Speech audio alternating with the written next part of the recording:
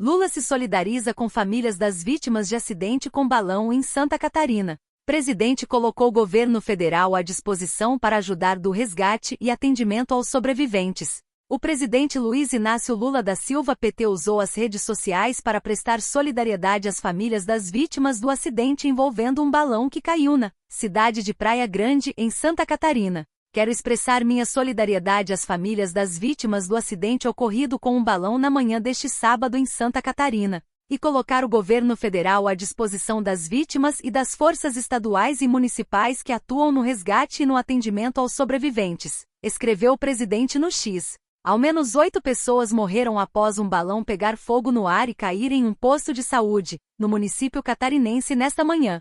Segundo informações preliminares divulgadas pelo Corpo de Bombeiros, cerca de 21 pessoas estariam dentro do balão, incluindo o piloto, das quais 13 sobreviveram. Um vídeo que circula nas redes sociais mostrou o momento da queda. Veja aqui.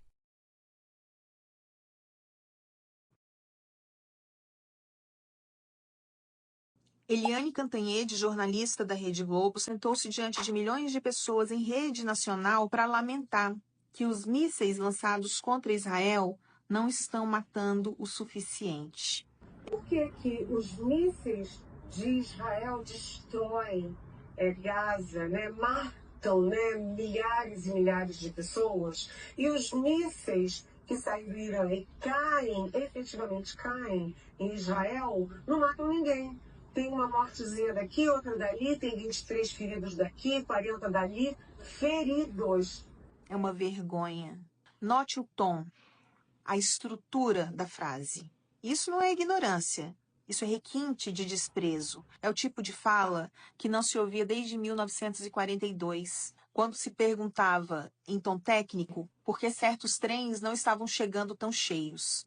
Sim, ela ficou incomodada que os mísseis que caem em Israel não têm matado o suficiente. Segundo ela, só teve uma mortezinha daqui e outra dali. Imagina a decepção dela. Agora imagine se um comediante dissesse isso sobre qualquer outra minoria. Teríamos incêndio nas redes, protestos na porta do canal, nota de repúdio, patrulha ideológica e uma sentença, com certeza. Mas com judeus pode, né? Sempre pôde. O mais alarmante, ninguém se mexeu, nenhum editorial, nenhum pedido de desculpas, nenhuma consequência.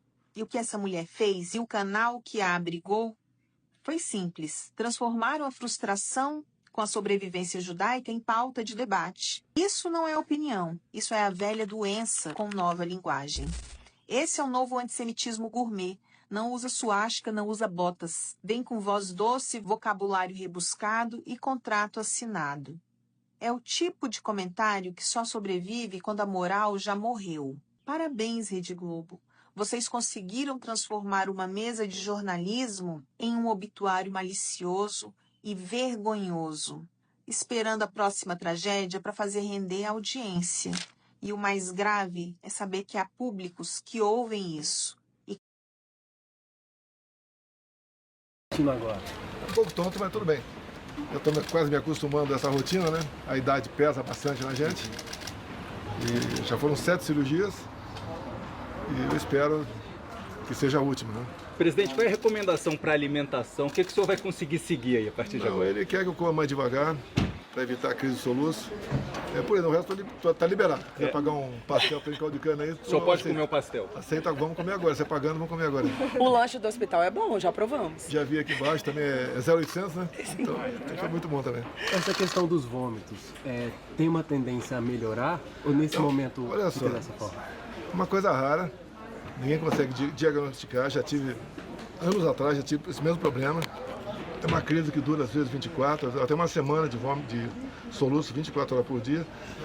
E eu fico bom quando há a inversão dos movimentos peristaltos, eu vômito, e daí passa o soluço e eu fico por algum tempo bom. Eu estou agora 24 horas sem soluço, espero continuar assim. Mas tem relação sempre com a questão da facada, sempre, né? Esses episódios surgiram depois? Em função da facada, não há dúvida que alguém tem dúvida que eu levei uma facada.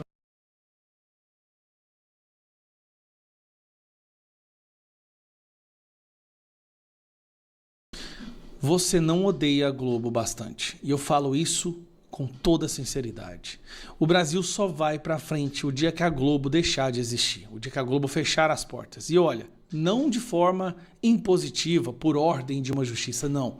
Quando o povo brasileiro parar de sintonizar nessa porcaria. Não tem nada hoje mais podre no Brasil do que essa porcaria de Rede Globo. Hoje, se o Hitler tivesse vivo, ele com certeza só assistiria a Rede Globo.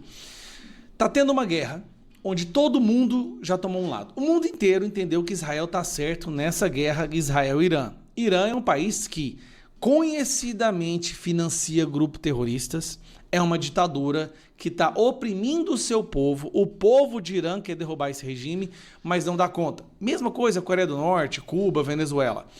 E aí o Irã queria produzir uma bomba atômica, várias bombas atômicas para distribuir para grupos terroristas. Aí você imagina, sabe aquele terrorista que vai e atropela o povo com um carro? Imagina esse cara com uma bomba atômica.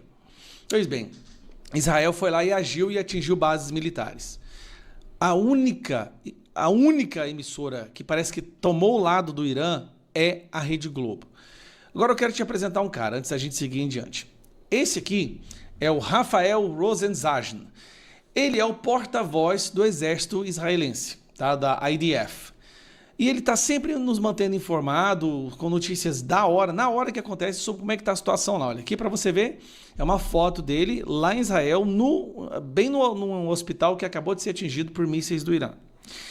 Ele fez um relato que eu preciso compartilhar com vocês, que é esse aqui, ó. Esse aqui. Escuta isso aqui que o Rafael está falando sobre a Rede Globo. Entre as grandes plataformas, somente uma não me deu espaço. Hoje estamos completando uma semana de guerra. É uma guerra histórica que está mudando o rumo da humanidade. E seus resultados farão com que esse mundo seja mais livre, seguro e estável. A desinformação continua sendo muito grande no Brasil. Eu venho tentando trazer para o público brasileiro a posição oficial das Forças de Defesa de Israel, respondendo perguntas, mostrando fatos, esclarecendo erros de narrativas. Desde o começo da guerra, tive em dezenas de plataformas de comunicação. Na televisão, na rádio, nos jornais, nas redes sociais. Entrei em praticamente todas as grandes plataformas, menos em uma. Há 2 dias atrás, depois de muita tentativa, a Globo News aceitou minha sugestão para uma entrevista. Estava tudo combinado, horário, formato, jornalistas. Seria na madrugada aqui em Israel. E eu topei. 1 hora antes de minha entrada, me disseram que a entrevista foi declinada porque, abre aspas, diminuíram o tema Israel e Irã para entrar mais sobre política de Brasília. Fecha. Tudo bem, me pareceu estranho, mas acontece. Se bem que depois fiquei sabendo que no mesmo programa teve um grande espaço sobre a guerra em Israel. Mas ontem as coisas pareceram se esclarecer. Ontem eu fui até o hospital Soroka, que foi bombardeado pelo Irã no sul de Israel. Cheguei até o míssil iraniano, subi no prédio principal que foi destruído, tive uma visão quase que exclusiva sobre o que aconteceu. Falei com a Globo, expliquei o lugar que estava, até mandei uma foto e sugeri uma entrevista no próprio local. Aceitaram. Depois começou uma enrolação total. Marcamos um horário, desmarcaram. Marcamos outro horário, desmarcaram de novo. Marcamos pela 3ª vez. Pouco antes de minha entrada, recebi uma mensagem dizendo que não vai ser possível a entrada. Dessa vez não me passaram nenhum motivo. Eu me pergunto, é a primeira vez que o exército israelense tem um porta-voz que fala português, para esclarecer a posição das Forças de Defesa de Israel de forma direta para o público brasileiro. Estou à disposição para qualquer pergunta sobre a atuação militar de Israel. Qual realmente o motivo que não autoriza a minha entrada na Globo News? É um canal de grande audiência no Brasil, de grande importância jornalística, mas que, infelizmente, seus telespectadores que se interessam pela guerra Israel-Irã ficam carentes de uma posição oficial. Se o objetivo é um mundo mais livre, mais seguro, mais justo, a posição oficial das Forças de Defesa de Israel também deveria ter espaço. Bom, aí vem a parte curiosa. A Globo noticia os números que são enviados do Hamas como se fossem dados oficiais.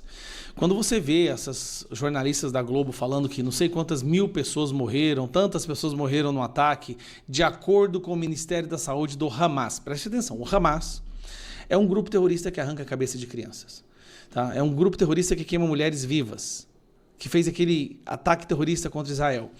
A Globo noticia esses números como se fossem verídicos, como se fossem verdade, mas não deixam que um porta-voz do exército de Israel fale na sua plataforma. Olha que loucura! Informações do terrorismo são distribuídas como sendo verdade. Palavras de um oficial do exército de Israel que fala português pela primeira vez na história nunca é noticiada. Por que que a Globo odeia tanto os judeus? Por que que a Globo odeia tanto os cristãos? E por que que a Globo odeia tanto a verdade? Ama terroristas. O que aconteceu com essa porcaria? O Brasil só tem futuro. O dia que todas as casas e lares do nosso país nunca mais sintonizarem nessa canal janela direta com o inferno. Tenha visão. Bom, vamos então à nossa pergunta da semana. Em relação às acusações por tentativa de golpe de Estado contra Jair Bolsonaro, entre a condenação e a anistia, qual decisão você apoia? Vamos ver o resultado. O resultado ficou bem dividido ali, 49,3% são a favor da anistia ao ex-presidente, enquanto 49% apoiam a condenação, 1,8% não souberam responder.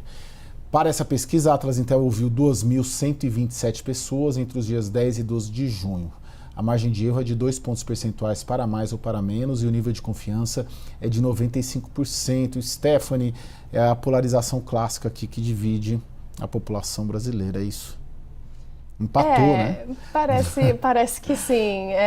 E não surpreende de uma certa forma, porque realmente, assim, fazendo referência àquela pergunta que eu tinha falado anterior, né? Se você acredita que o Jair Bolsonaro participou de um plano de golpe de Estado em 2022, está bem dividido, né? Atualmente, agora em junho, então é quase que, assim, igual as respostas. Então, assim, essa correlação aí de, assim, achar que sim, ele foi culpado e achar, sim, que ele deve ser condenado, ou achar que ele não é e achar que merece anistia, não surpreende tanto. Então, faz sentido esse comportamento, realmente, de polarização.